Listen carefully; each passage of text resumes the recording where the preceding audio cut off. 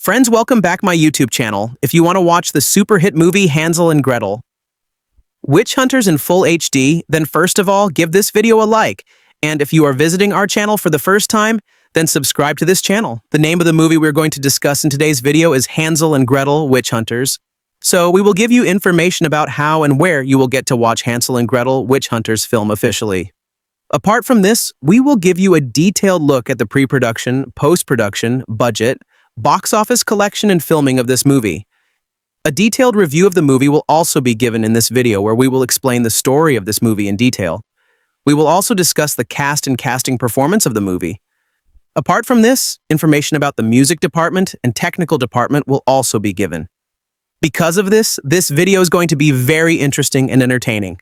So, you must watch this video till the end. And if you haven't liked this video yet, then like this video now and subscribe to this channel. So, let's start the video. Hansel and Gretel. Witch Hunters is a 2013 American fantasy film that stars Jeremy Renner and Gemma Arterton as the siblings from the fairy tale Hansel and Gretel, who are now grown up and work together to exterminate witches for hire. The film is written and directed by Wirkola. The film also stars Famke and Peter Stormare as the supporting cast. In late 2010, after being approached by Gary Sanchez Productions, Wirkola pitched the film to Paramount Pictures.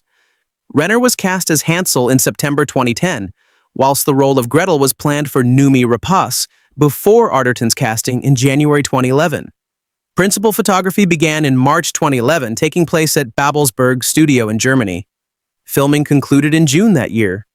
Originally scheduled for release in March 2012, the film was delayed to allow additional time to shoot a post-credit scene with Renner. Hansel and Gretel. Witch Hunters was theatrically released in the United States on January 25, 2013. Despite receiving generally negative reviews from critics, particularly for what they saw as its weak script and gratuitous violence, the film was a box office hit, grossing $226 million worldwide against a production budget of $50 million. Plot. As in the original fairy tale, Hansel and Gretel as children are abandoned by their father in a forest, where they come across a gingerbread house. On entering it, they are captured by a cannibalistic witch, who makes Gretel prepare the oven while forcing Hansel to continuously eat sweets to fatten him up. The children outsmart her before she could eat them, incinerating her in the oven. Over the following many years, Hansel and Gretel, now in their adolescence, have become famed witch hunters, slaying many witches without succumbing to harmful spells and curses of the witchcraft. Although the incident in the gingerbread house has left Hansel with a magic-induced form of diabetes, and he needs to inject himself with a shot of insulin every few hours, and Hansel and Gretel arrive in the town of Augsburg in time to prevent Sheriff Berenger from executing the young woman Mina for witchcraft. Mayor Engelman has hired the siblings to rescue the town's missing children, who are presumed abducted by witches. Berenger hires trackers for the same mission, hoping to disgrace the mayor and cementing his power. Hansel and Gretel capture the horned witch and discover that the witches are preparing for the coming blood moon, where they plan to sacrifice 12 children to gain immunity to fire, their greatest weakness. The mayor assigns Jackson, a local resident and tracker, to assist them in navigating the forest, but they wait until morning before setting out. The Grand Dark Witch, Muriel, attacks the town with her army and abducts the 12th child. She attacks Gretel, who is rescued by Ben, a local teenager and avid fan of theirs who plans to become a witch hunter himself. Jackson is slain in the fight by Muriel after attempting to assist Gretel. Hansel falls from a witch's broomstick and is lost in the forest. The next morning, Mina finds him stuck in a tree and takes him to a nearby spring, where she heals his wounds and they make love in the healing waters of the spring.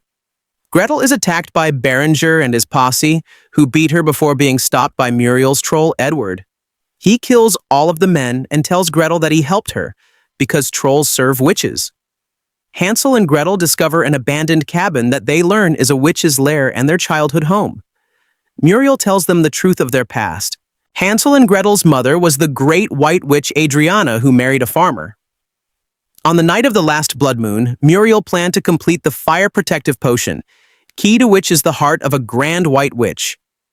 As Adriana's white magic was more powerful than Muriel's black magic, Muriel decided to use Gretel's heart instead. To get rid of Adriana, she revealed to the townspeople that she was a witch. The angry, rampaging mob burned her alive and hanged Hansel and Gretel's father, who had left them in the forest to protect them. Although Adriana was a powerful witch, she'd never use her white magic against humans, even in self-defense. The siblings fight Muriel before she stabs Hansel and abducts Gretel to complete her long-overdue ceremony. Hansel wakes up with Mina, who reveals herself to be a white witch. She heals him again and uses Adriana's grimoire to bless his arsenal of weapons. Hansel, Mina, and Ben disrupt the witches' Sabbath. Mina slaughters the witches with a Gatling gun while Hansel frees the children. Edward defies Muriel and releases Gretel. As punishment, Muriel throws the troll off a cliff. Gretel finds Edward's lifeless body and manages to resuscitate him.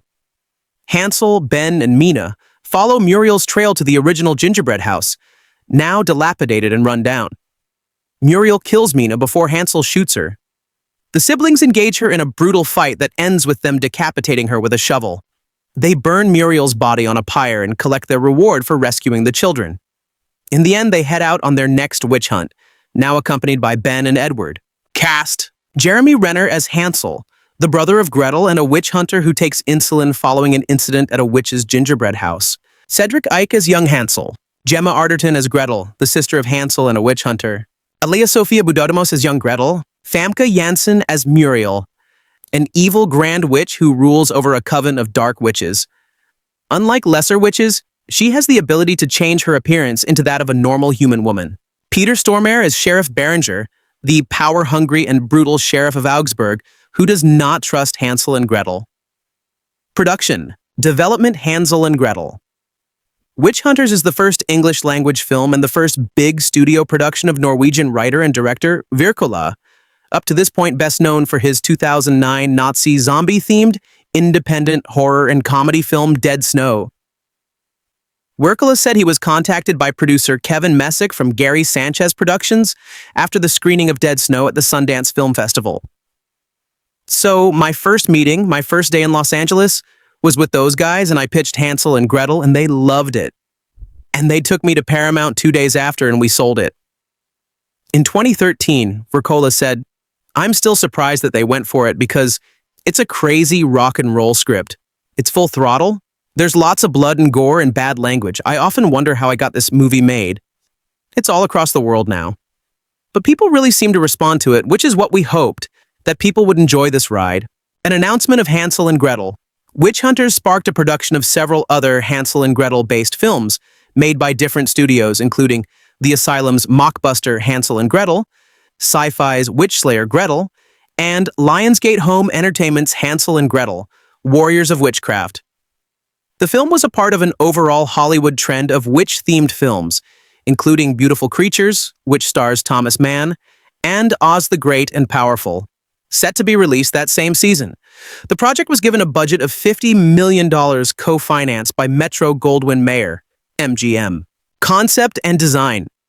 I have a strong memory from my childhood of just how dark and gruesome their tale was, and I wondered what would have happened to the two of them when they grew up. They had this dark past and this intense hatred of witches. So as I thought about it, it made sense to me that, of course, they would be fated to become great witch hunters. We wanted it to feel like this could be happening 300 years ago, but at the same time, there is a modern spin on all the action, characters, and weaponry. It was a fun way to make a classical world feel fresh. Wirkola said that he originally came with that idea in 2007 while studying film and television at Bond University in Australia, when he wanted to make it as just a short film, and that the film school director Simon Hunter advised him. "Tom, don't ever speak of the..." Gary Sanchez Productions' Adam McKay said in 2010, "The idea is they've grown up and they hunt witches. It's a hybrid sort of old-timey feeling, yet there's pump-action shotguns. Modern technology, but in an old style. We heard it and we were just like, that's a freaking franchise. You could make 3 of those."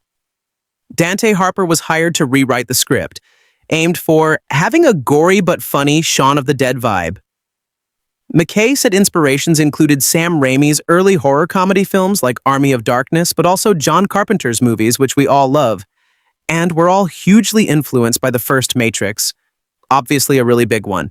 Also the Bourne Supremacy movies and the way Oliver Wood shot those. You kind of throw in all those, mix them up in a pot, and that's what you get. Wirkola also credited Quentin Tarantino for influencing him in many ways, and singled out Peter Jackson's Brain Dead for having been a game changer for him. Messick said they designed a fairy tale, mythological fantasy world that feels like it happened a long time ago but is not set in any particular time period. Marlene Stewart created the film's costumes, using traditional leather and linen but without an antique look. Its steampunk-like retro-futuristic weapons were created by the weapon designer Simon Boucherie and Wirkola, who said they wanted Hansel and Gretel's weapons to look as if the characters hand-made them. Wirkola stated he just wanted this crazy, mashed-up world where you can't pinpoint where it is or when it is, and the modern elements are there to add to the fun and tone of the film. He said, "We wanted the movie to feel timeless and for the movie to feel like a fairy tale, but still grounded." It was a lot of fun coming up with the different weapon designs and ways of killing witches. We mixed old and new elements, but no matter how modern some of the weapons are, they all have an old-fashioned feel and look like they could fit into this world. The Stone Circle Witches looks were designed by Twilight Creations, Harry Potter, and the Deathly Hallows. According to McKay, the witches are awesome in it. Nasty, mean witches, and we'll get some great actresses for them as well. Wirkola said he wanted to reinvent witches as villains. I do love Witches of Eastwick. We wanted to try to avoid the classical witch with the long nose stirring the pot. I really wanted them to be dangerous, fast. They're stronger than Hansel and Gretel. It's a good basis for a villain, he recalled, that the most fun was finding their look and sound. For the main witches, we found one animal to represent all of them, like Muriel is a wolf. It just helped us find the witches. In some ways, it feels like they're the spawn of the dark places of nature. It should feel animalistic. Asked if he was worried about this perception that it might be interpreted as sexist, Wirkola said, "For me, that's a classical villain from hundreds and hundreds of years ago. Yeah, I never worried about that, to be honest." He added, "People forget how truly dark and twisted those stories are."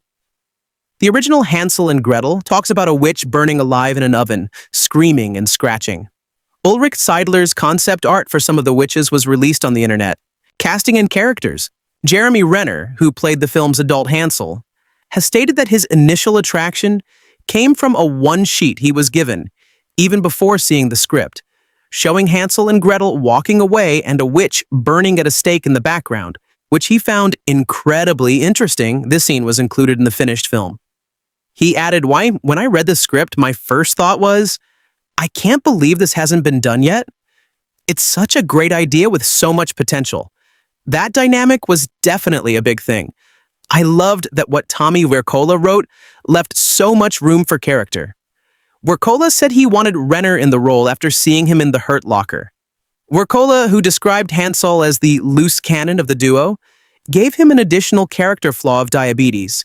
In addition to the psychological scars that Hansel shares with his sister, in the original idea for the short film, Gretel was also suffering from eating disorder. Renner said it was a great escape for him. As this was a fairy tale with no stress like the other action movies I'd done recently, I was having so much fun hanging on a wire like Peter Pan, hanging onto a broom and doing other crazy stuff.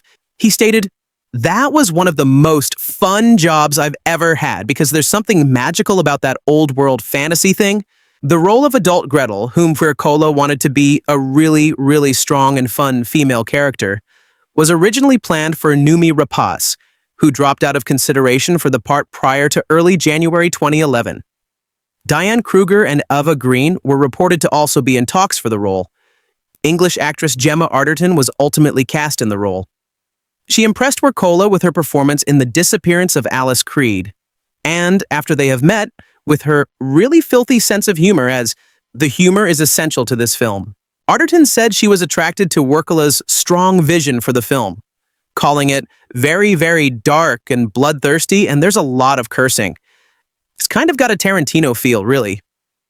Arterton described her character as much more in tune with her spiritual side. Hansel is a typical action hero, cheeky, funny, a womanizer.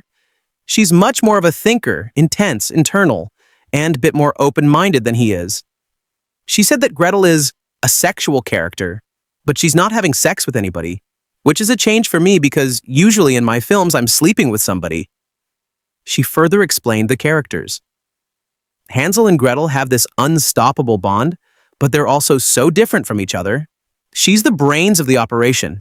He's the brawn. He's the joker and the show-off. She's more the watcher, the researcher, the one who tries to really understand witchcraft. Arterton added, Jeremy, Renner, and I found within the script moments where we showed the vulnerable side of them. Often in action movies, people are scared to put that in. I think it was important. She said that she loved every minute of the production and did not want it to end, also crediting it for helping her overcome her fear of getting hurt. The role of the chief witch Muriel, described by Arterton as the queen bee of witches, was given to Dutch actress Famke Janssen to describe the film as Tarantino-esque, with a lot of blood, gore, and exploding witches. Wirkola said he had a crush on Janssen since he saw her in Goldeneye as Xenia Onatopp, an amazing villain, and that in his opinion, her being not only a good actress but also a beautiful woman who is huge and menacing somehow, made her a perfect combination of sexy and dangerous. Janssen said that at first the initial appeal was just money, but she quickly took a liking of the script and of Wirkola personally. She also thought the idea of playing an evil-to-the-core witch was appealing and different, saying, I hadn't done anything like it.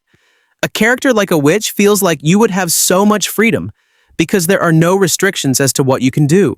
Later, however, she was constantly being distracted by the special effects work and felt that she really understood the character only in one part of the film. She found the time-consuming process of applying such makeup, taking 3 hours to apply and 1 hour to remove, very strange, and also felt restricted and afraid of acting over the top in her witch role. In the end, she still had a lot of fun playing someone who is completely evil, and felt that it was so empowering to have an inner witch to get in touch with once in a while. Janssen said the film might appeal to women and girls too. There's a brother and a sister story, and there's a romance in it too, but obviously not with the witch.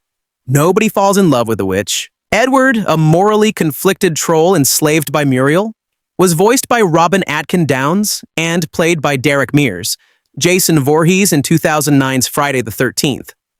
Mears was using an elaborate animatronic suit that he compared to kind of like NASCAR, where I'm piloting it, but I'm not doing it by myself. I think there's like 5 guys controlling the individual parts of the character. There's one person who does the eyebrows, one person does the feet. Janssen, who could not say enough things about Tommy Wirkola, said she was especially impressed at how he stuck to his specific vision and fought hard to hire a number of unknown European actors that would otherwise be unlikely to appear in a big studio American film, in effect making it a much more international production. Several Nordic actors were cast in major roles, including Pila Vitala, Peter Stormare, who Arterton said had actually inspired her to start acting Björn Sundqvist, and Ingrid Bolso Berdal. In addition, actors from Germany and Poland, including Thomas Mann, Rainer Bach, and Joanna Kulig, and other parts of the world were also cast. Vitala, a self-described big fan of Renner, said she was nervous at first but found him extremely easy to approach, made a good connection, and enjoyed working with him. Wirkola said Berdal was chosen for her piercing eyes, adding, There are a lot of Norwegians in the film, minor parts, but I knew I could get great actors in small parts, and Ingrid has a great physicality. Stormare said he was only surprised at how smart Tom Wirkola is, and how broad this fantasy is and the span of his imagination. His favorite aspect being how some of the witches are so sexy and cool. He compared the film's production to being in Disneyland, saying it felt like a dream to him. Filming. Wirkola said, From day one, I was very clear that I wanted to shoot this thing in Europe. I really wanted that European feel of cold mountains, big forests. That sort of spirit was important to me. Luckily, we did get to shoot it in Germany, which is the homeland of the fairy tale. Shooting in natural outdoor sets is very important to me, compared to working on a soundstage. It took place in Germany at the Babelsberg studio in Potsdam-Babelsberg, in a filming location at an old forest near Berlin. Production designer Stephen Scott said that he searched for and found what he believed looked like a medieval forest, free of human interference, and in the city of Braunschweig in Lower Saxony. After the film was delayed to 2013, the crew did a couple of reshoots, including a little bit in the deserts of California, filming the post-ending scene, an extended version of which was also released in a promotional clip, The Desert Witch. Principal photography began on March 13, 2011, and concluded on June 3, 2011, using digital cinematography. Wirkola said, "Hopefully you can see what I'm inspired by, Raimi and Jackson. Actually, I'm a big fan of Steven Spielberg and the way he shoots action scenes. I think in a lot of modern action movies, it's hard to see what's going on. Shaky cam. Hopefully what we strived for was to go a little retro in how you shoot action scenes. The film was shot in 3D, and its real 3D shots were done by lead stereographer Florian Meyer and his team from Stereotech." Wirkola said, "We shot half of it in real 3D, and the other half was post-converted. Actually, the 3D thing wasn't there in the beginning. It was something the studio suggested later on. We embraced it, and I think it actually really helps in getting people into this fairy tale world." The filming process took 3 months. A 12-minute B-roll footage was later released on the internet. Stunt coordinator and second unit director David Leitch compared it to a Jackie Chan hybrid of comedy and action. Prior to the filming, Leitch organized a month-long boot camp in order to prepare Renner and Arterton, who said she was also glad that at least she could use her prior training that she received while studying at RADA, with extensive weapons, fight, and stunt training. Janssen said she enjoyed flying, something that she always wanted to do, adding that despite her reputation as an action star, it was the first film where she really had to do something physical, including suffering a minor accident on the set because she could not use a double in the close-up scenes where she had the makeup on. During one of the scenes, where Gretel is thrown through a wall and falls down several meters, a stunt double for Arterton was dangerously injured when a nail got lodged in her skull close to the brain. Arterton said she initially wanted to do this stunt herself, but Wirkola would not let her. Arterton herself suffered an injury when she sprained her ankle while running through the forest. Stunts for the more aggressive witches were done by New Zealander stuntwoman and actress Zoe Bell, who also portrayed the tall witch in the beginning of the film. Renner did practically all of his stunt scenes himself, visual effects and post-production. The film's visual effects were created using mostly practical effects, supplemented by computer-generated imagery, CGI, created by Hammerhead VFX for about 15% of the film's special effects, such as the transformations. Wirkola said, "I'm a big believer in just using CGI to polish what you get on camera. For me, that's the ideal use of CGI. We have a troll in the film that is animatronic. I loved him. It took some convincing to get the studio along with the animatronic creature. There have been bad experiences with animatronics throughout various productions, but I saw this company, Spectral Motion. They did the Hellboy movies, and I just loved it." Wirkola added, "I come from Norway where we can't afford CGI. But this is a fantastical world of witches and trolls, and I wanted to ground the movie where I could. The blood should look real." Janssen, however, despite Wirkola's warnings, was not entirely prepared for how involved and long that was going to be and actually wanted to burn the prosthetic makeup by the end of the movie. She recalled being so overwhelmed by what this prosthetic business was all about, saying, "Acting has been so specific for me in what I've learned, eyes, facial expressions, all of that stuff. And with something like this, you're robbed of all of this. Or I could no longer rely on things I've done in the past. It was different and frustrating at times because I had this circus of people around me in case something became unglued." Muriel and the other principal witches were prepared by Mike Elizalde's Spectral Motion, who also created and handled the animatronic troll John Farhat, was the visual effects supervisor and Ariel's second unit director. Conceptual design and production studio Picture Mill collaborated with Wirkola and Messick to create the title and opening credit sequence telling some of the early adventures of Hansel and Gretel, as they grew up to become famous witch hunters. It was created with Stereo 3D Toolbox through a combination of hand-drawn illustrations, practical fire effects, and CGI animation. The digital color correction was supervised by Stefan Sonnenfeld. Janssen said the film is definitely played with a bit of a wink and doesn't take itself too seriously. Wirkola himself described it as a little more grounded and action-centered than Dead Snow. He recalled that he has tried to downplay comedy elements. "If you go too far, it can turn into a spoof almost. We shot a lot more than what is in the movie, of course, and it's just balancing it when you're cutting." Speaking of graphic violence, he said that the first version we tested was for sure the most extreme. Some stuff stayed in, some stuff got cut out. By August 2012, Paramount was reportedly test screening 2 versions of the film, rated R and PG-13, and the R-rated cut received the positive feedback. Wirkola said, "I was afraid. I actually made sure they could never cut it to PG-13. We always knew it was going to be R. McKay said that Paramount's Adam Goodman was perceptive enough to see the same thing and got behind it as well. Wirkola said, "The pre-production and shooting went very smooth, but the post-production was very new to me and how they do things here with testing in the studio." He said about the test screenings in particular, "I can see why they do it. There's a lot of money involved and they want it to hit as broad as possible. But I think it's a flawed process. I really do." McKay said that Paramount executives might nevertheless regret the film's R rating. Music. Main article, Hansel and Gretel Witch Hunters. Hans Zimmer worked on Witch Hunters as an executive music producer, Icelandic composer Atli Orvarsson, co-author of Zimmer's score for Pirates of the Caribbean at World's End, created the film score. Orvarsson had previously scored Season of the Witch, so initially he was a bit apprehensive to work on another witchcraft film, but was too fond of the story to say no, and found Tommy Wirkola's take on the subject matter to be very refreshing. Orvarsson found it easier to collaborate with Wirkola due to their shared Nordic heritage and said that their discussions about the music for the film might have had some of the most cold and dark humor of any Hollywood music meetings.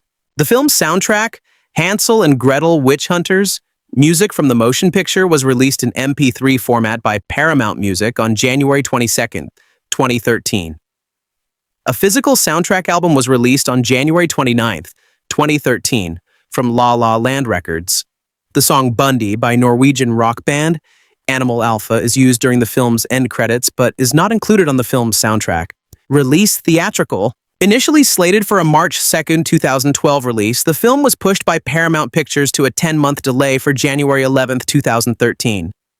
Co-producer Kevin Messick later said, "We'd finished it, but we were still discussing adding a coda scene, which we were able to shoot.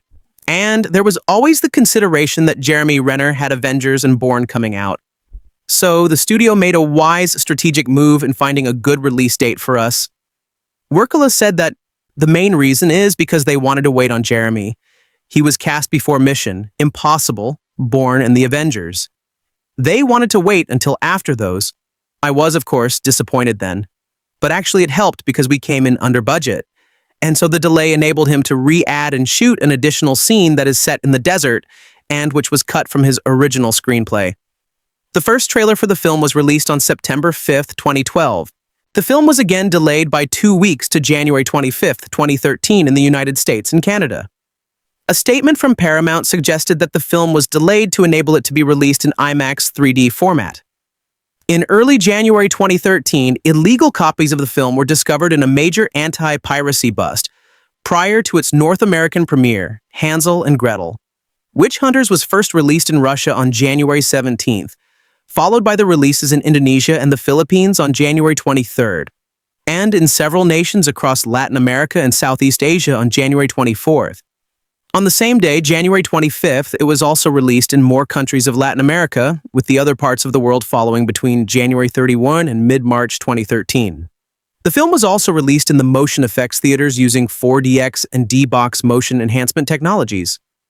In Mexico, it was the first feature film to be shown in Cinemex's new X4D motion EFX theater format, provided by Mediamation. Home media. Hansel and Gretel.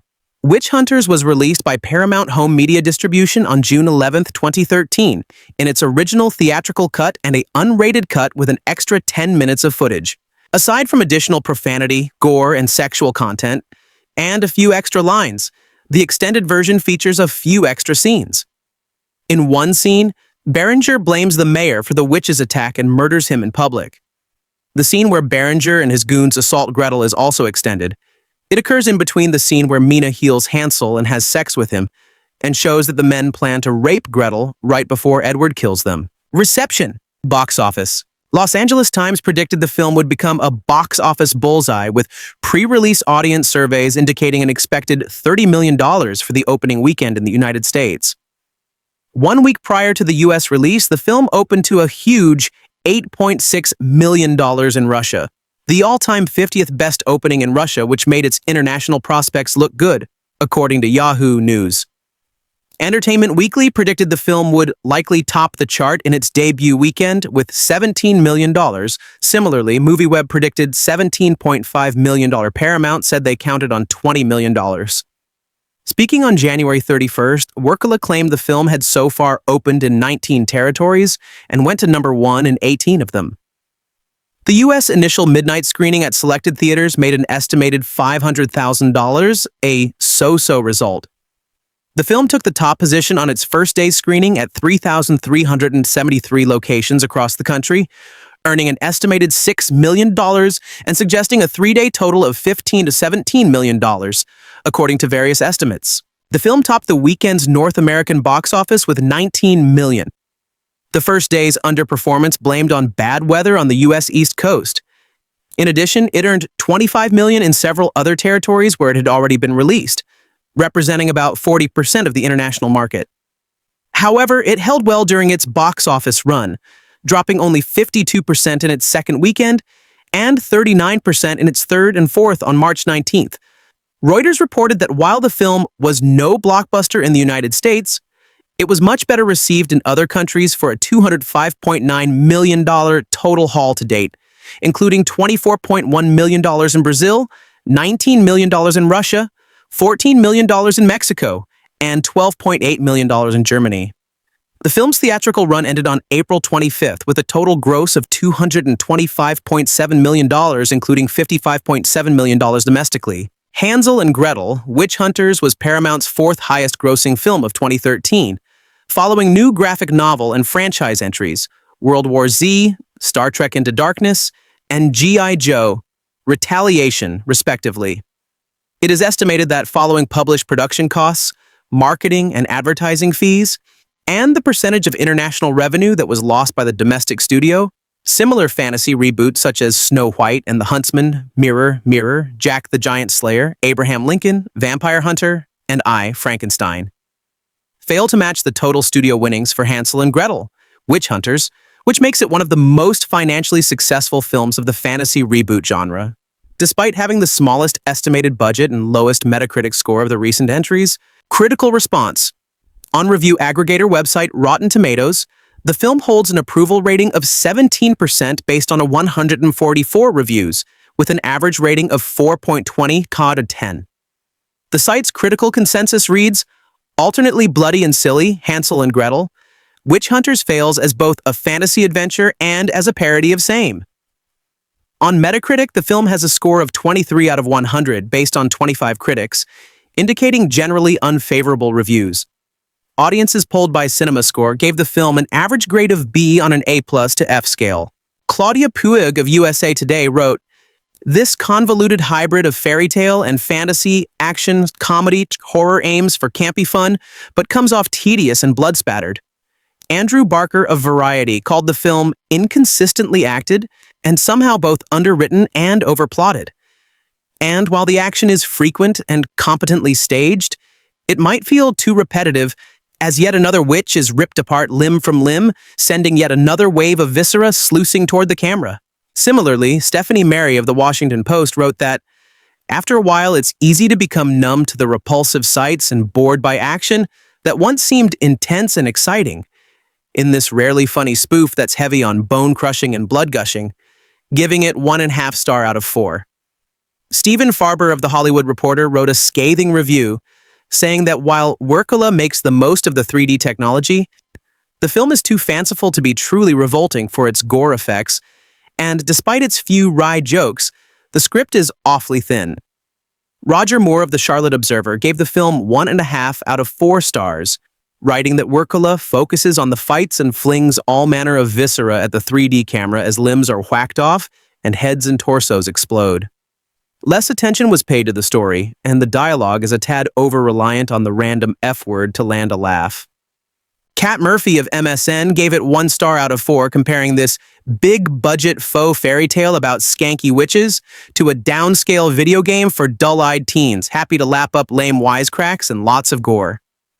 According to Vulture's Bilge Iberi, if the similarly situated Abraham Lincoln, Vampire Hunter, took itself too seriously, the problem with Hansel and Gretel is that it doesn't quite take itself seriously enough. Keith Staskiewicz of Entertainment Weekly gave the film a C, calling it an intermittently fun but overexcited and predictable mishmash. Alicia Malone of IGN rated it a 4.5/10, stating, "There are a few funny moments, but Overall, Hansel and Gretel, Witch Hunters is too similar to many films we've seen before. Callum Marsh of Slant Magazine lambasted the film's sub-Tim Burton aesthetic and wrote that the result suggests A Knight's Tale as penned by Seth MacFarlane, giving it 0 out of 4 stars. Scott A. Gray of Exclaim praised some elements of the film, such as lush and colorful art design that recalls a Guillermo del Toro production, sound creature makeup and special effects, decently choreographed action scenes, and a pair of leads who do their damnedest to sell the limp script, giving it a score of 4/10. Chris Knight of the Vancouver Sun called it a mess of a fairy tale, expecting a Wiccan outcry at the film's depiction, nay, endorsement, of the torture of witch folk. Liam Lacey of the Globe and Mail gave it 1 star out of 4, concerned how it has an alarming number of females being strung up, burned, shot, decapitated, and eviscerated. Some reception of the film was more positive. Michael Gingold of Fangoria gave it 2.5 out of 4 skulls, while Jonathan Barkin of Bloody Disgusting gave it 4 out of 5 skulls, stating it isn't a movie meant to scare or make you think, but it is one of the most entertaining and enjoyable movies of its kind that I've seen in years. Scott Weinberg of FearNet wrote that, aside from some very clunky editorial missteps in the film's second half, there's a good deal of wit, enthusiasm, energy, and amusing attitude to be found in the dumb yet self-aware Hansel and Gretel, Witch Hunters, all while noting that he is not the type to act snobbish around a ridiculous film that obviously knows it's ridiculous. According to Ryan Larson of Shock Till You Drop, the film is a mixed bag, but fortunately the lows don't appear as often as you would think. And if taken at face value, Hansel and Gretel is well worth the view. William Bibiani of Crave Online, who criticized the film's inadequately limp marketing campaign, found the movie itself inherently stupid, but in a good way, played with humor, ultraviolence, and anachronistic fetish. Cinema Blend's Sean O'Connell stated that the film is often mean and nasty, but that's really its saving grace. Peter Paras of E! Recommended this super violent, pretty funny flick for how it revels in the mayhem. Tom Russo of the Boston Globe, giving the film 3 out of 5 stars, called it a splattery fanboy fun. Preposterous, clearly, but fun. Jonathan Natsis of Film Inc. wrote, Hansel and Gretel is not a film. It's a movie in all its unabashed, excitable glory, big on blood-soaked entertainment and low on pretension. Rick Florino of Artist Direct gave it 4 out of 5 stars, stating, this has all the elements of a classic action flick, and it's destined for cult status. Welcome to the most fun movie of 2013. DVD Talks Jamie S. Rich summed up, is Hansel and Gretel, Witch Hunters, a good movie? Probably not. At least not in any way that is defensible by regular critical standards. Is it a hell of a good time? Absolutely so. Unabashedly so. That's all it wants to be. Neil Geinslinger of the New York Times wrote that, it may not stay in the public eye long because this movie is probably not going to put up Twilight-like numbers, adding that the script doesn't give them enough of the witty lines that can elevate these types of movies to must-see status, which is odd since the producers include Will Ferrell. Vince Horiuchi of the Salt Lake Tribune suggested that this film should have been made 30 years ago by Sam Raimi and starring Bruce Campbell, while instead, the Hansel and Gretel were left with runs out of its magic potion far too early to let us enjoy its wicked possibilities. A more positive comparison to Raimi and Campbell's Army of Darkness was made by Pete Vonder Haar of the Houston Press, who gave it 3 out of 5 witch hazels and wrote, I'm not sure if witches are the next vampires on zombies, or if the hinted-at franchise potential has any legs, but this was a perfectly vulgar way to spend 90 minutes. Tim Grierson of Screen International wrote that Hansel and Gretel works best as an unapologetic B-movie action flick, and feels like a first film in a franchise that's meant to set up the main characters and conflicts, which can then be fleshed out in sequels. But the problem is that there isn't enough here to warrant a return trip to this semi-magical land. Richard Corliss of Time agreed with this sentiment, stating that one might be enough. Too much for some tastes. Cult status. At the conclusion of 2013, Hansel and Gretel, Witch Hunters made multiple annual movie lists dedicated to underappreciated or underrated films. Movies.com opined it is hands down the most underappreciated film of the year. Proper filmmaking or not, if you've got me cheering at the screening, grinning big, and then walking out with a little extra adrenaline, you've done something right. Ryan Doom from JoBlo.com wrote that, while usually that's the thing I mock, Hansel and Gretel somehow ended up pretty damn enjoyable. Why not? It never takes itself serious and it knows exactly what it is. A silly film that isn't afraid to do what the hell it wants. Hansel and Gretel, Witch Hunters, has hence been labeled as a cult film by a number of horror fantasy film fans, as well as by some critics who initially saw no merit in the movie. This significant financial and fan following have led some to question the initial perception of the film in relation to its debut in January. Considered to be a refuge for films that don't have a shot of generating good word of mouth or having a leggy run. While Renner's box office draw and the film's well-articulated premise have been listed as major factors behind its theatrical success, its ability to maintain a lasting fan following has also been attributed to its original concept, excellent gore and action sequences, Renner's and Arterton's tongue-in-cheek performances, and the film's ability to not take itself too seriously. Accolades. At the 2014 People's Choice Awards, the film was nominated in the Favorite Horror Film category, but lost to Carrie. Abandoned sequel. On March 19, 2013, Paramount announced that a sequel to the film was in the works due to overseas box office numbers. Hansel and Gretel producers Ferrell, McKay, Messick, and Flynn were reported to return. In June 2013, McKay officially confirmed his involvement and said that everyone feels like as good as the first one is, we can really jack it up a level with the second one. So, fingers crossed, everyone will come back. McKay suggested that Paramount might insist on having the sequel rated PG-13. Talking about Wirkola's pretty insane ideas for the second film, McKay said this could be one of those instances where the sequel does go further than the first one.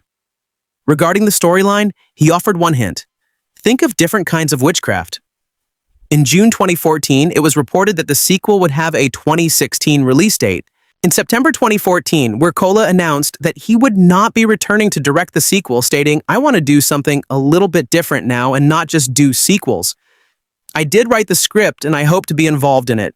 But yeah, I won't be directing it." He said, "The first film was a learning curve for me working in the studio system, and the script I wrote for the original was so different than the final movie. We ended up taking a lot out and altering stuff that first time. I tried taking what I learned and still delivered a sequel script that's an R-rated action film."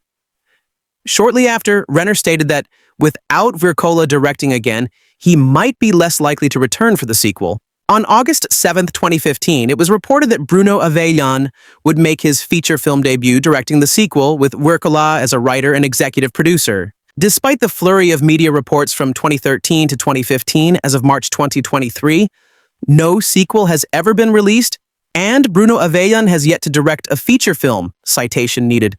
Abandoned television adaptation. Deadline Hollywood reported on October 14, 2015, that Paramount was planning a Hansel and Gretel, Witch Hunters TV series. This never materialized. Hansel and Gretel, Witch Hunters. Review. These are dark days. The Oscars are over, and now morale doesn't get any lower, as the very worst films are dumped ignominiously into cinemas like a van load of cook-chill equine lasagnas delivered to schools and hospitals. This movie is a case in point. It's a film which is so demeaningly bad, so utterly without merit, that there is a kind of purity in its awfulness. There is a Zen mastery in producing a film which nullifies the concept of pleasure. The idea is that Hansel and Gretel, having evaded a horrible fate as children in the witch's candy cottage in the woods, are now all grown up, and they have become super cool, kick-ass witch hunters in a weirdly regressive sibling partnership, roaming the vaguely Germanic countryside armed with steampunky shotguns for the purposes of blasting witches with maximum violence. They are played with very little discernible talent by Jeremy Renner and Gemma Arterton.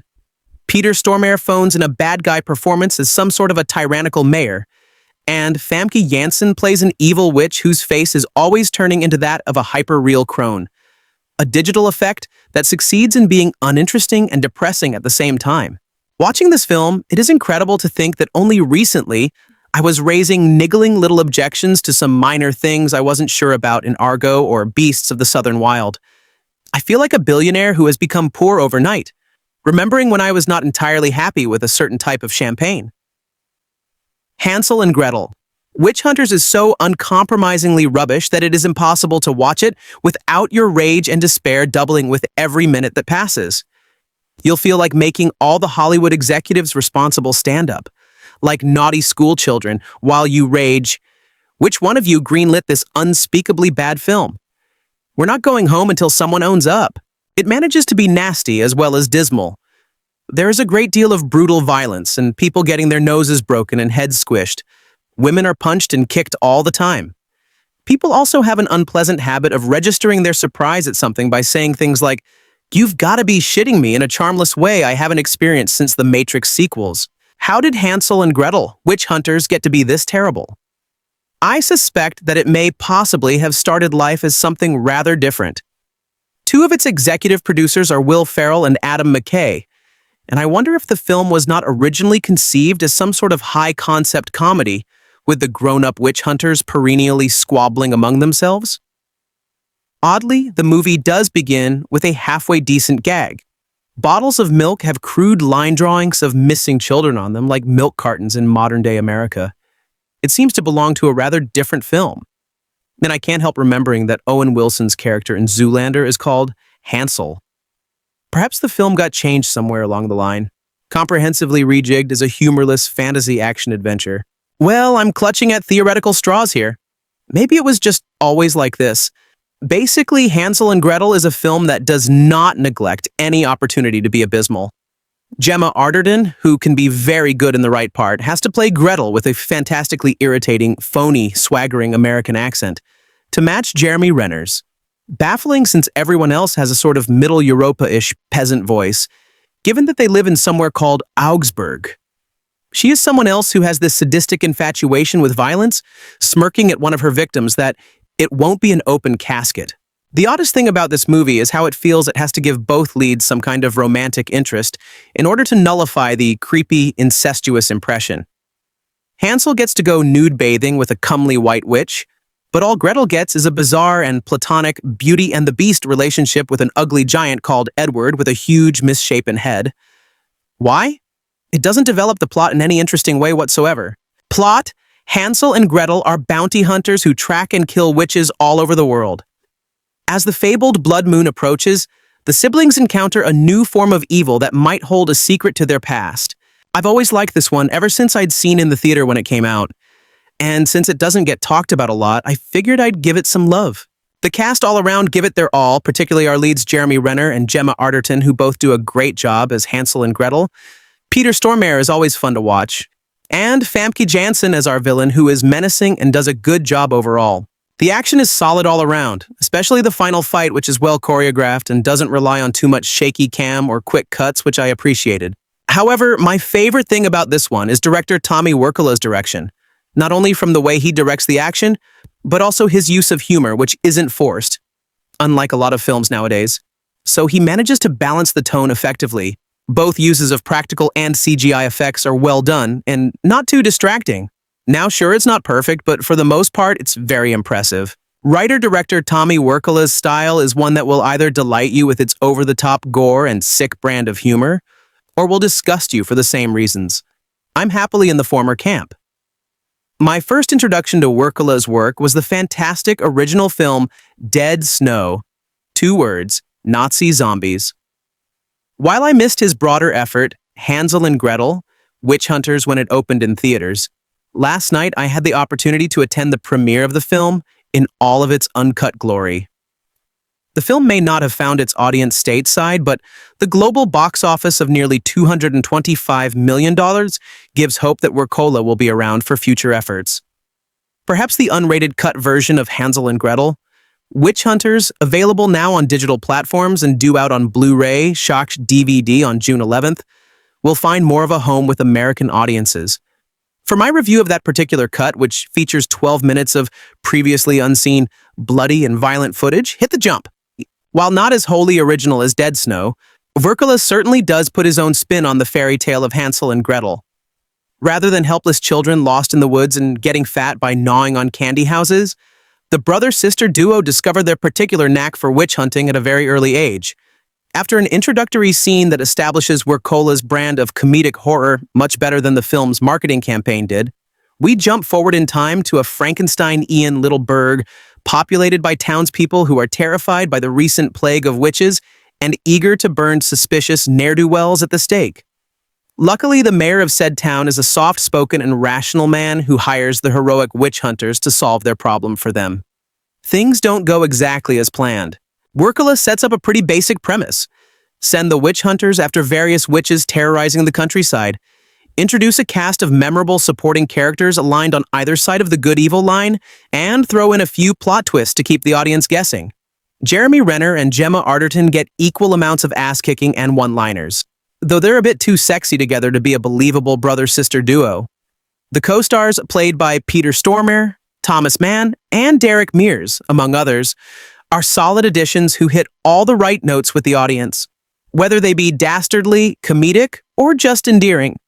The plot, however, gets a bit lost in the second act as it meanders back and forth between the town, the countryside, and the lair of the big bad witch, Muriel, Famke Janssen. After we slog through the disorienting swamp that is the middle of the film, we find Muriel at the center of an overall plot arc that resolves nicely in the third act. While the entire film is populated with creative and comedic fight scenes, there's one big battle near the end that shows off Wirkola's imaginative vision. At times, the witches may seem to be inspired by Hocus Pocus, or The Wizard of Oz, or other such similar fare. But when the entire coven unites, there is plenty of variety to be found.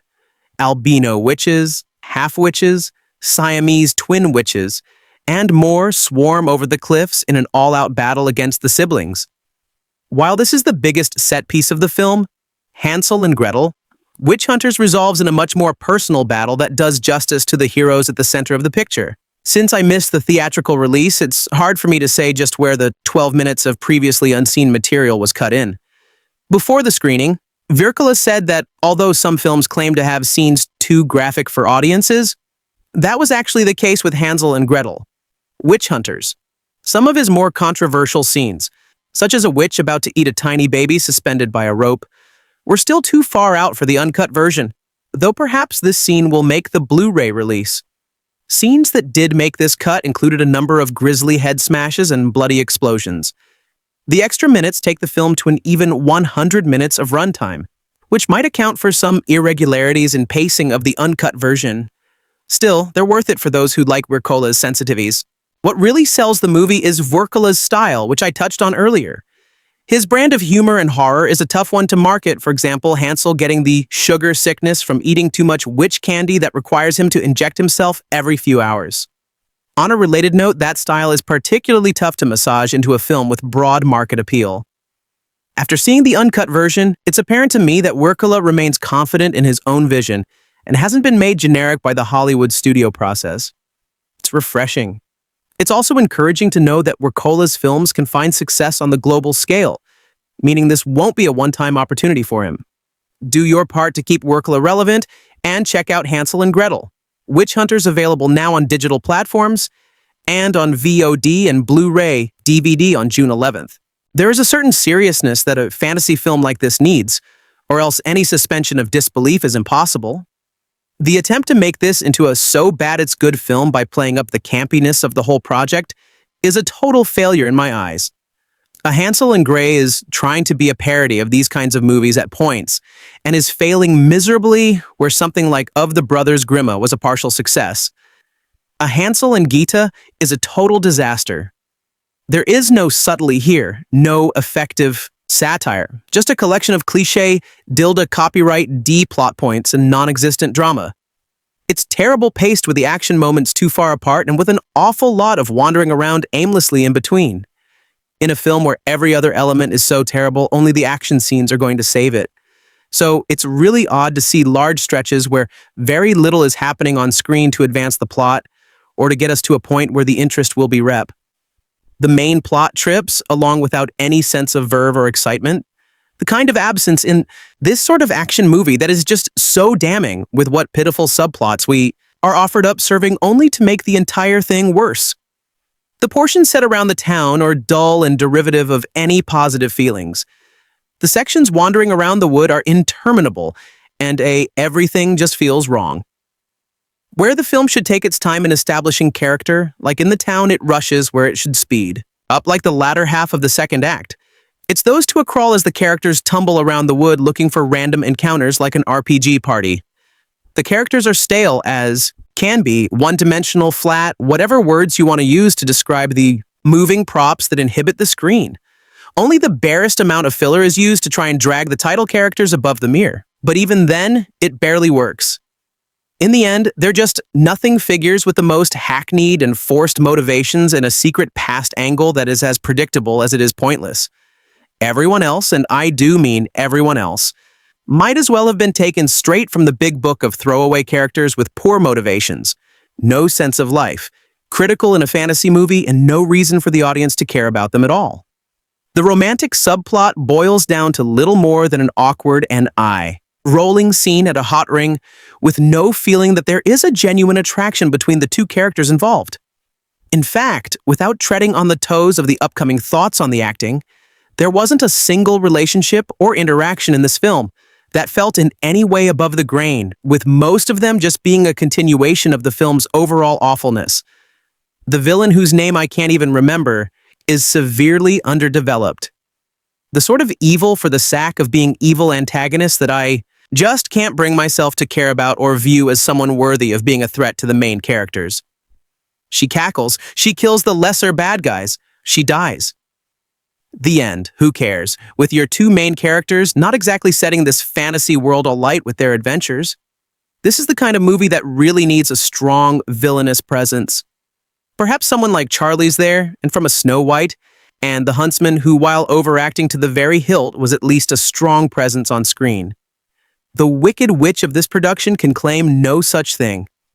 Hansel and Gretel also tries to interject some emotion into proceedings in the most ham-fisted and pointless ways, like trying to make the troll sympathetic by getting him to help out Gretel, or the duo taking pity on the obsessed fanboy character.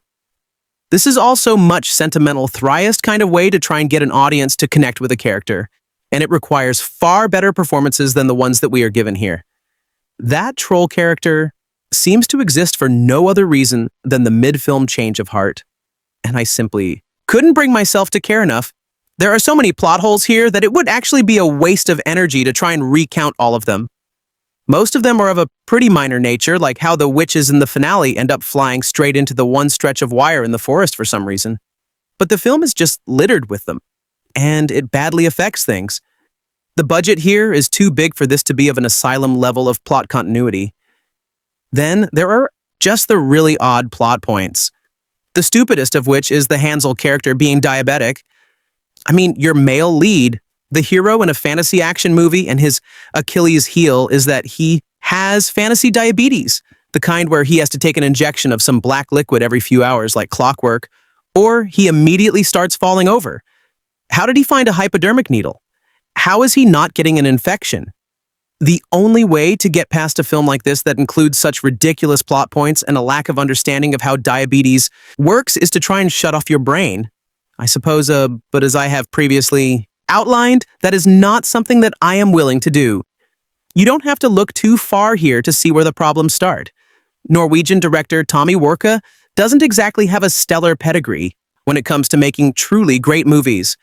The best he's previously been able to offer being the forgettable zombie horror Dead Snow, the kind of niche production that won more praise for its general premise than what it actually contained. A Hansel and Gretel is his biggest project to date, and he's taken a $50 million budget and turned out a mess. A profitable mess. It cannot be denied, but a mess nonetheless. I mean, there is actually some potential here. The Brothers Grimm is basically the same thing. And that was halfway decent. Fairy tales with a dark twist. Some action, I can get behind that idea.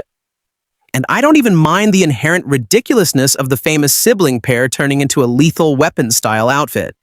But the execution is incredibly poor, especially plot-wise. I suppose I can't just leave it there, though. I kind of like the opening sequence with the gingerbread house, which was presented well enough, as simply and horrifically as possible. The acting... Oh man, the acting. I read somewhere that this is the movie that nearly led to Renner quitting Hollywood. And it's not hard to see why. He's truly terrible in this, phoning it into the absolute fullest extent with the barest hint of emotion in just about every droning scene where he character struggles to even raise his voice, an octave higher than the dull setting. Every single time Renner opens his mouth in this movie, whether he's admonishing the bad guy, talking down to the fanboy, or in any scene with his love interest, it's the same unmistakably flat delivery. The product of a man who must have seen the garbage production he had signed up for early and was content to do the very least amount of work possible. That's terrible because Ren can actually act as the hurt LRA in the Bourne Legacy. Yeah, he's just choosing not to here. I suppose for that reason, I can forgive Gemma Adrian a bit because she's never been that good at acting.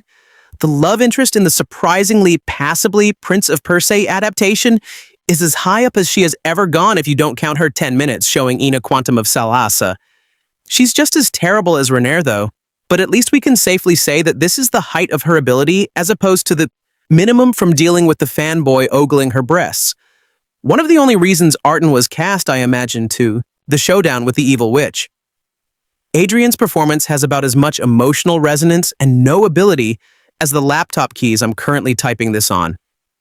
And it should go without saying, I suppose, but there is a total lack of chemistry between two leads. Arterton and Renner being a brother and sister pair is about as believable as zero. Dark dirty.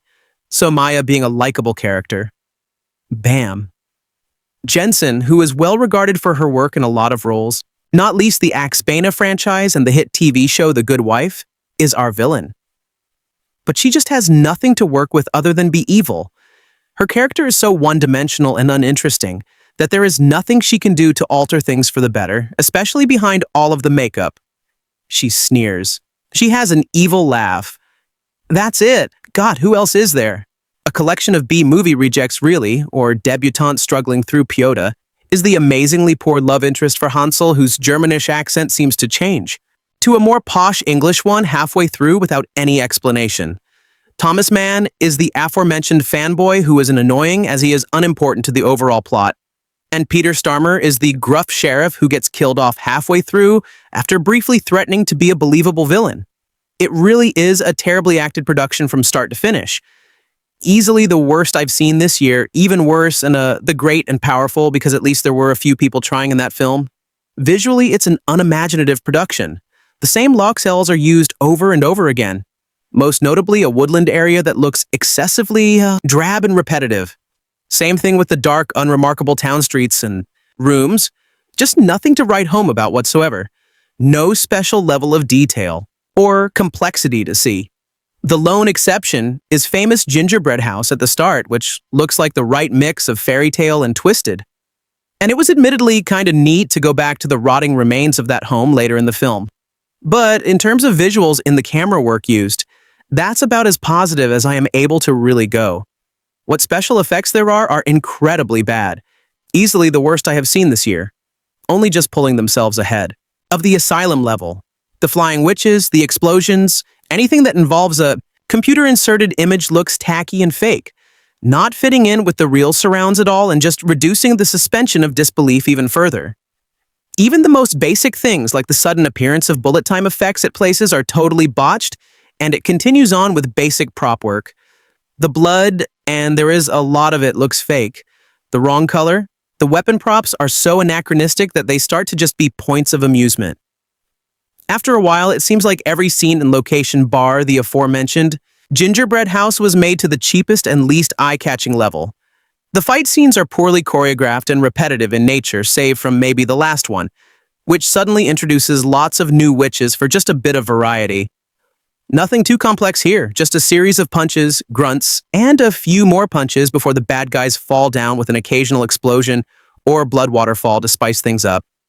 The action scenes basically amount to the two title characters trading shots with the bad guys, repeatedly getting their asses handed to them before sort of blundering into success.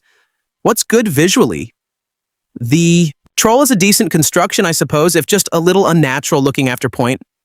The one thing about the entire production I could outrightly praise is the makeup department, which does a great job for the villain and her various minion witches. It's actually not even too crazy to describe what they did there as Oscar-winning quality, which is pretty bizarre in a movie this terrible. The script is, in a word, awful. To use several more words, it's terrible, pathetic, and altogether atrocious.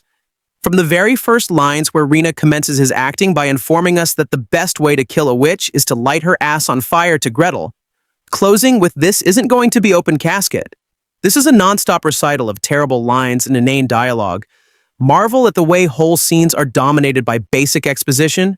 Wonder at how hilariously non-threatening the main villain sounds. Be amazed at the complete lack of connection evident in the dialogue between the two title characters. Be dazzled at how adding in curse words when they aren't really necessary doesn't automatically make the script better.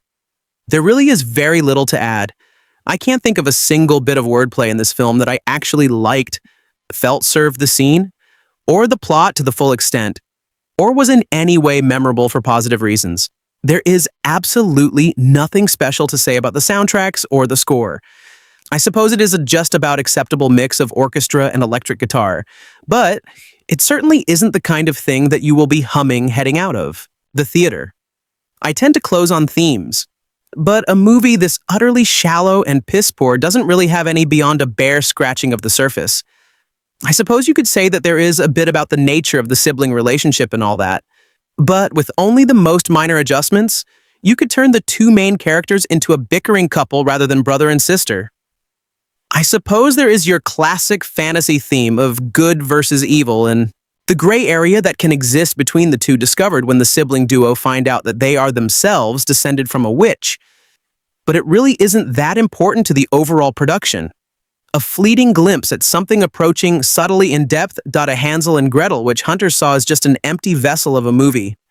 I'd like to close by making a comparison with another movie similar in many respects to a Hansel and Gretel, but still considered by me to actually be decent enough and prove that to you, make this genre work. That movie was a Abraham Lincoln Vampire Hunter. Now that movie has a completely mental premise, but it does something very important. It plays it completely straight. No campiness, no winking at the audience, just a historical figure who leads a secret life hunting the undead. It makes good use mostly of its CGI budget and uses a mostly unknown or low-hide cast to good defect. I suppose Mary Elizabeth Winstead was the most well-known cast member. It has brilliant costumes and makeup, a good script, excellent pacing, and really effective action sequences. Just about everything that a Hansel and Gretel gets wrong, a Abraham Lincoln Vampire Hunter gets right, and that's why I like it so much, despite the random plot. It can be done right as that film demonstrates. In conclusion, I actually wouldn't class a Hansel and Gretel, which Honda is the worst film I've seen this year. That dubious honor still remains with the appalling a 0 dark 30 due more to the high expectations I had going in, more than anything. But man, it comes very, very close with a lone exception of the opening sequence and some aspects of the production team like makeup work. Every single part of it is a collection of awfulness with the plot, acting, visual effects, script, music, and themes simply arranging themselves on a scale between barely passable and runaway screaming, which is what you should do from this movie. I'm not sure how anyone thought this movie was a good idea. Taking Hansel and Gretel from the classic grim fairy tale and making them adult witch hunters obviously sounded good to someone. Add a 2-time Oscar nominee as the lead, make it 3D and load it with tons of blood and gore, and you have a surefire classic, right? Well, that's Hansel and Gretel, witch hunters in a nutshell. Not the surefire classic bit, but the rest is an accurate description. As ludicrous as the concept sounds, Hansel and Gretel isn't the worst movie you'll watch and forget. That's mainly because the film has a sense of humor about itself. It's as if it knows it's loud and dumb movie, and it's perfectly content to be just that. Writer and director Tommy Wirk attempts to create an odd mix of action, comedy, and horror out of a fairy tale that is pretty gruesome in itself. The problem is the humor only occasionally works. It does lighten the tone at times, but the gags often fall flat. That leaves the action and horror, both of which leaves something to be desired. As I mentioned, Hansel, Jeremy Renner, and his sister Gretel, Gemma Arterton, are all grown up now. They are traveling witch hunters who are summoned to the town of Augsburg to help find some missing children thought to be abducted by witches. The siblings soon find out that something much more sinister is at work when an evil grand witch named Muriel Pham Jensen reveals herself. She has evil plans centered around some goofy blood moon ritual that requires child sacrifices, witch's heart, and other nonsense. Hansel and Gretel quickly find out that saving the day is going to be tougher than they originally thought. That's really all there is to the movie. The main story is pretty bland, and the backstory, which attempts to add some depth, really isn't all that interesting. As I mentioned, there is some humor that occasionally works. For example, Hansel is a bad diabetic as a result of his candy which encounter as a child. Some of those silly touches do lighten things. Occasional chuckle, but they also clash with the more serious tone that we often get. Hansel and Gretel. Witch Hunters is your common A1 and done movie? You'll watch it once and probably won't visit it again. That said, it's really hard to recommend seeing it the first time. I like Renner a lot, actually, but they aren't enough to make this film rise above its material again. Is it the worst movie you'll see? Hardly. Does it have a few moments that work? Well, yes, but are there a number of better ways you could spend your time? Most, definitely. But you probably knew that the moment you saw the film's title. These are dark days. The Oscars are over, and now morale doesn't get any lower, as the very worst films are dumped ignominiously into cinemas, like a van load of Cook jelly wine lands delivered to schools and hospitals. This movie is a case in point. It's a film which is so demeaningly bad, so utterly without merit, that there is a kind of purity in its awfulness. There is a Zen mastery in producing a film which nullifies the concept of pleasure. The idea is that Hansel and Gretel, having evaded a horrible fate as children in the witch's candy cottage in the woods, are now all grown up, and they have become super cool kick-ass witch hunters in a weirdly regressive sibling partnership. Roaming the vaguely Germanic countryside armed with steampunky shotguns for the purposes of blasting witches with maximum violence, they are played with very little discernible talent by Jeremy Renner and the gem Arterton. Peter Styrophones in a bad guy performance as some sort of a tyrannical mayor. And Fam. Jensen plays an evil witch whose face is always turning into that of a hyper-real crone, a digital effect that succeeds in being uninteresting and depressing at the same time. Watching was raising niggling little objections to some minor things I wasn't sure about in Argo or Beasts of the Southern Wild. I feel like a billionaire who has become poor overnight, remembering when I was not entirely happy with the certain type of champagne Hansel Gretel. Witch Hunters is so uncompromisingly rubbish that it is impossible to watch it without your rage and despair doubling with every minute that passes. You'll feel like making all the Hollywood executives responsible stand up like naughty schoolchildren while you rage. Which one of you greenlit this unspeakably bad film? We're not going home until someone owns up. It manages to be nasty as well as dismal. There's a great deal of brutal violence and people getting their noses broken and heads squished. Women are punched and kicked all the time. People also have any unpleasant habit of registering their surprise at something by saying things like, "You've got to be at me in a charmless way I haven't experienced since the Matrix sequels." How did Hansel Gretel Witch Hunters get to be this terrible? I suspect that it may possibly have started life as something rather different. Two of its executive producers are Will Ferrell and Adam Mai, and I wonder if the film was not originally conceived as some sort of high-concept comedy with the grown-up witch hunters perennially squabbling among themselves. Oddly, the movie does begin with a halfway decent gag. Bottles of milk have crude line drawings of missing children on them like milk cartons in modern-day America. It seems to belong to a rather different film. And I can't help remembering that Owen Wilson's character in Zoolander is called Hansel. Perhaps the film got changed somewhere along the line. Comprehensively reject as a humorless fantasy action adventure. Well, I'm clutching at theoretical straws here. Maybe it was just always like this. Basically, Hansel Gretel is a film that does not neglect any opportunity to be abysmal. Gemma Arterton, who can be very good, in the right part has to play Greta with the fantastically irritating pony. Swaggering American accent to match Jeremy Renner's. Baffling, since everyone else has a sort of metal Europish peasant voice, given that they live in somewhere called Augsburg. She is someone else who has this sadistic infatuation with violence, smirking at one of her victims that it won't be an open casket. The oddest thing about this movie is how it feels. It has to give both leads some kind of romantic interest in order to nullify the creepy, incestuous impression. Hansel gets to go nude bathing with a comely white witch.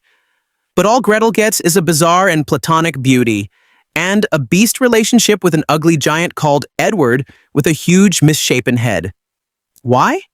It doesn't develop the plot in any interesting way whatsoever. Well, there's something salutary about a film as appalling as Hansel Gretel, Witch Hunters. It demonstrates the gravitational pull of terribleness that the good films heroically resist and rise above. The Oscars now seem a very, very long time ago. I like it when a movie skews the usual perspective of a concept, genre, or an idea that the general public feels to be a certain way. Remember growing up and reading fairy tales like Hansel and Gretel?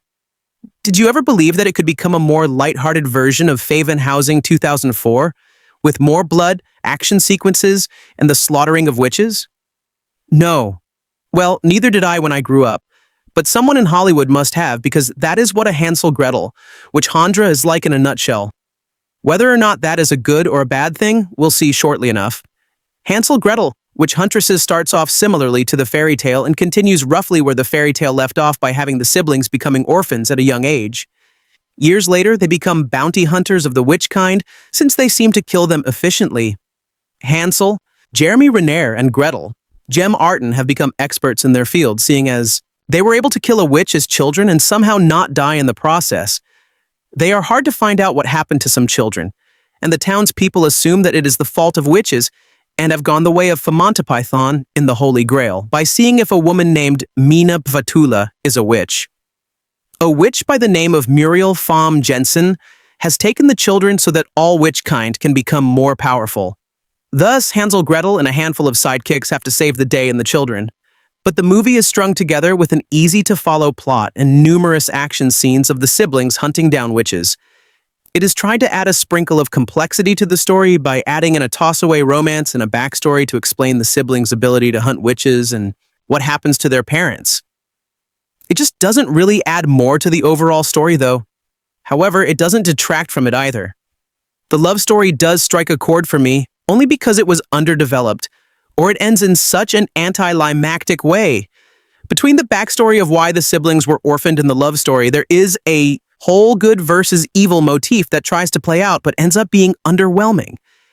It could have led to a potentially awesome witch action sequence, but it instead becomes a cop, out to ending one of the story arcs. I will say that the movie does have an interesting world that is crossbreed of two time periods. This is highly recognizable in the weaponry that the siblings use in the movie because everything is basically modern technology reimagined as 18th century technology with them having access to modern-day weapon lookalikes. It makes action sequences less complex, to a degree. I would have liked to see them have flint-block pistols and blunderbusses while trying to hunt down these witches, because it would be more of a challenge for them. Still, these weapons and tools lead to some creative methods towards the eradication of the witches. When these action scenes play out, though, it devolves into rapid cutting along with trying to keep up with whom is fighting who. The witches also added an interesting element to the world of the film. They appear as grotesque and animalistic in nature. Gone is the iconic cackling laugh of a typical witch, and insert more growling and hissing in its stead. I rather like the different approach to what is a witch. It was a nice change from the norm and added the idea that there are many different types of witches. Despite the appendally harsh outlook of the movie, I found myself laughing throughout it and enjoying it as well. While the story is not exactly original and is predictable, it has pretty decent pacing and is enough to keep on paying attention. Renner and Arterton have some good chemistry between them when they are together on the screen, providing a well-represented brother and sister relationship. They are the stars of the movie, leading to the assortment of secondary and tertiary characters that are really not necessary. One more important secondary character, Ben Thomas Mann, does not have much screen time. When he does, though, the scene could have been easily done with him not there because his character doesn't contribute much to the film. Hansel Gretel, Witch Hunter, is very much a run-of-the-mill action-adventure movie. We got the interesting action scenes, creative methods of witch extermination, and a pretty creative dark twist on the original fairy tale. It isn't awful, but it isn't even remotely a cinematic masterpiece. Do you want the good news first or the bad news? Let's start with the good. Firstly, Hansel Gretel, Witch Hunters, is less than 90 minutes long. That's good. Also, a Gemma Arta is really pretty and wears a lot of awesome leather pants and gloves and vests and things. Those are also good. The title sequence was neat and it's not boring. It is, however, unrelentingly stupid. Suffering from the worst screenplay this side of the room. Do not pass, go. Do not collect $200. Proceed directly to the playlist's worst of the year 2013 list. In the words of Gretel, you've got to be kidding me. This is the part of tier review while describe the premise and basic plot outline of the film. This should be an easy task, but it's not because the script gives the audience next to nothing to work with. What country are we in? No idea. What time period is this based on dress? Let's guess medieval times. Based on weaponry, let's guess whenever Looper happened based on how they talk. Sometime in the mid-1990s, who are Hansel and Gretel? They are a pair of siblings who happen upon a candy hut that appears to be in their backyard after their father abandons them in the forest. The witch inside tries to eat Hansel. Gretel saves him by savagely stabbing the witch, and the little Moppets toss her in the oven. You know the story. When they escape, their parents are gone. So naturally, they turn into a pair of badass witch hunters. Many years later, as the title card lets us know, they've been hired by the mayor of Axburg, Fatima, to be the name W.H. knows, which is the town they grew up in. A dubsa, even though they appear to have never been there or know anyone, they'd up some witches who were stealing the town's children. Why?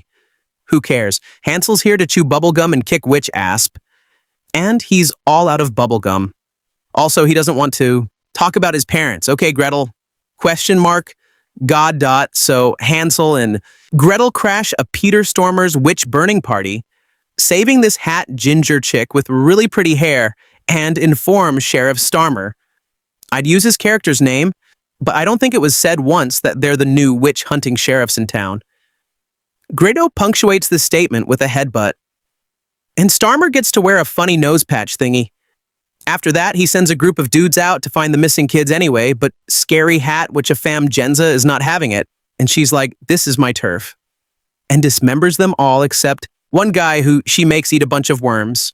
He brings a message back to the tavern where Hansel and Gretel are eating their super fan, Benjamin, who has a scrapbook of all their old-timey notices, and his message is to explode from eating too many worms. Gretel's all like, obviously the curse of eating too many worms. So they kidnap a witch friend of Fam Jensen and figure out that she wants 12 different kids born in each month for wood. Still no idea. They try to save the last one, but it's too late because Fam Jensen blows up the town with magic fireballs. Hansel ends up in a tree and Gretel makes friends with the troll named Edward, who looks exactly like the trolls from Troll 2. Then, a bunch of other stuff happens involving white witches, blood moons, and witches trying to be impervious to fire. I don't want to spoil it, but trust me, it is insanely dumb. A Jeremy Renner as Hansel continues his extended punking of the Academy that gave him not one, but 2 Oscar nominations by managing once again to be the place where screen charisma goes to die. He looks consistently bewildered, even when he's boning that hot ginger witch in some random stream. Then we catch a glimpse of his underwater naughty bits. Also, he has a sugar sickness brought on by the witch making him eat too much candy when he was a kid. And he has to give himself shots every couple of hours. So, broken bar diabetes, we were like, good joke, huh? And then it became a very important plot moment during the climax. Whoops. He wishes he could deliver his booyah punchlines with the pizzazo Fat Jerry, or backlanding a zinger in the opening of Law Order. But alas, Jerry Orbach was a talented actor. R.E.P. Gian is very beautiful and charming and looks very good while wearing leather pants and kicking dudes in the face. But maybe Gretel is a little bit mentally challenged. She always states out loud or whatever it is we just saw her do on screen.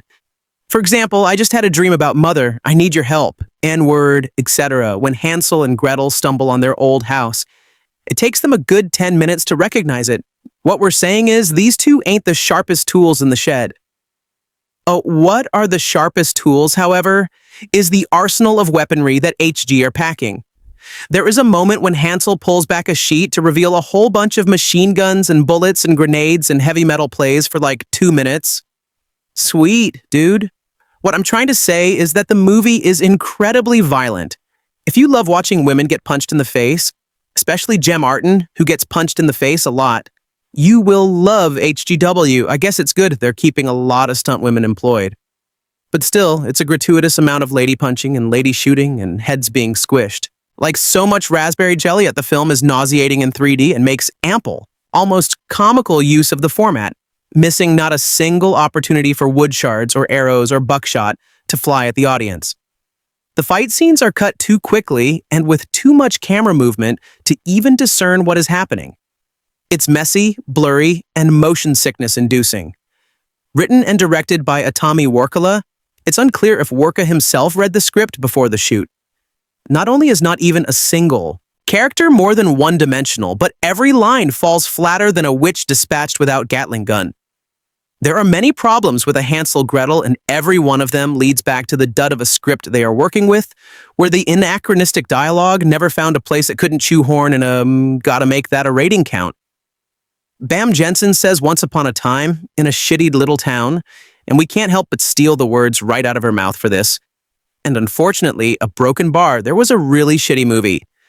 More often than not, you probably walk out of a theater enjoying a film, but are met with a thought that the experience could have been better. And some information about it. How do you like our today's video? Please let us know by commenting. And if you like this video, please like it, share it, and forget to subscribe to our channel. Thanks for watching.